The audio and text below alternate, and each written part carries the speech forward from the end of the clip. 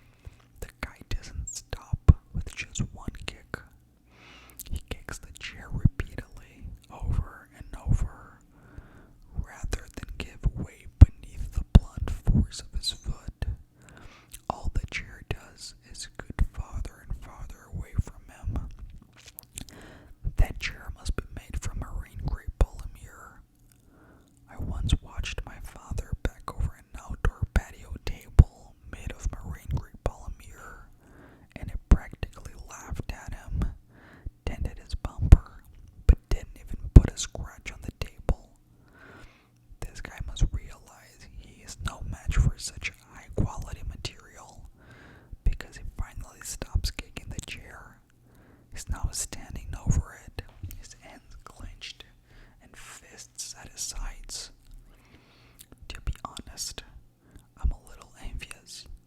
Here this guy is, taking his aggression out on a patio furniture like a champ. He obviously had a shitty day, as have I.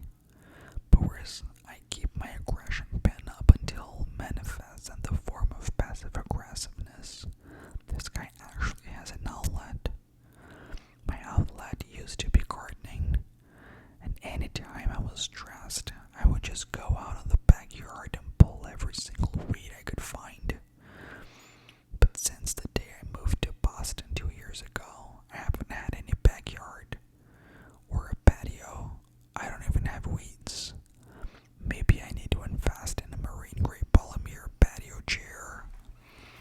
I stare at the guy a moment longer, wondering if he's ever going to move. He's just standing there, staring down at the chair. His hands aren't in fits anymore. They're resting on his hips, and I notice for the first time how his shirt doesn't fit him very well around his biceps. It fits him everywhere else, but his arms are huge. He begins fishing around in his pockets until he finds what he's looking for, and in what I'm sure is probably an effort to release even more of his aggression, he lights up a joint. I'm 23, I've been through college, and I've done this very same recreational drug a time or two. I'm not going to judge this guy for feeling the need to toke up in private, but that's the thing, he's not in private, he just doesn't know that yet. He takes in a long drag of his joint and starts to turn back toward the ledge. He notices me on the exhale. He stops walking the second our eyes meet. His expression holds no shock, nor does it hold amusement when he sees me. He's about 10 feet away, but there's enough light from the stairs that I can see his eyes as they slowly drag over my body without revealing a single thought. This guy holds his cards well. His gaze is narrow and his mouth is drawn tight, like a male version of the Mona Lisa. "What's your name?" he asks. I feel his voice in my stomach. That's no good. Voices should stop at the ears, but sometimes, not very often at all. Actually, a voice will penetrate past my ears and reverberate straight down through my body. He has one of those voices, deep, confident, and a little bit like butter. When I don't answer him, he brings the joint back to his mouth and takes another hit. "Lily," I finally say. I hate my voice. It sounds too weak to even reach his ears from here, much less reverberate inside his body. He lifts his chin a little and nudges his hands toward me. "Will you please get down from there, Lily?" It isn't until he says this that I notice his posture. He's standing straight up now, rigid even, almost as if he's nervous I'm going to fall. I'm not.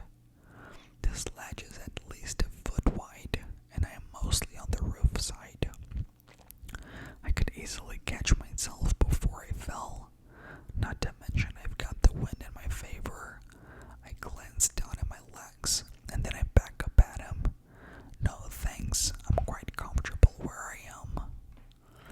He turns a little, like he can't look straight at me. "Please get down." It's more of a demand now, despite his use of the word please. There are 7 empty chairs up here. Almost 6, I correct, reminding him that he just tried to murder one of them. He doesn't find the humor in my response. When I fail to follow his orders, he takes a couple of steps closer. "You are a mere 3 inches from falling to your death. I've been around you enough, or that for one day." He motions for me to get down again. "You're making me nervous, not to mention ruining my high." I roll my eyes and I swing my legs over. Heaven forbid I join to go waste. I hop down and wipe my hands across my jeans. "Better," I say as I walk toward him. lets out a rush of air as if seeing me on the ledge actually had holding his breath. I pass him to head for the side of the roof with a better view, and as I do, I can't help but notice how unfortunately cute he is. No, cute is an insult. This guy is beautiful. While manicured smells like money, looks to be several years older than me. His eyes crinkle in the corners as they follow me, and his lips seem to frown, even when they aren't. When I reach the side of the building that overlooks the street, I lean forward and stare down at the cars below, trying not to appear impressed by him. I can tell by his haircut alone that he's the kind of man that people are easily impressed by, and I refuse to feed into his ego. Not that he's done anything to make me think he has one, but he's wearing a casual Burberry shirt, and I'm not sure I've ever been on a radar of someone who could casually afford one. I hear footsteps approaching from behind, and then he leans against the railing next to me. Out of the corner of my eye, I watch as he takes another hit of his joint. When he's finished, he offers it to me, but I wave it off. The last thing I need is to be under the influence around this guy. His voice is a drug in itself. I kind of want to hear it again, so I throw a question in his direction. So what did that chair do to make you so angry? He looks at me. Like, really looks at me. His eyes meet mine, and he just stares hard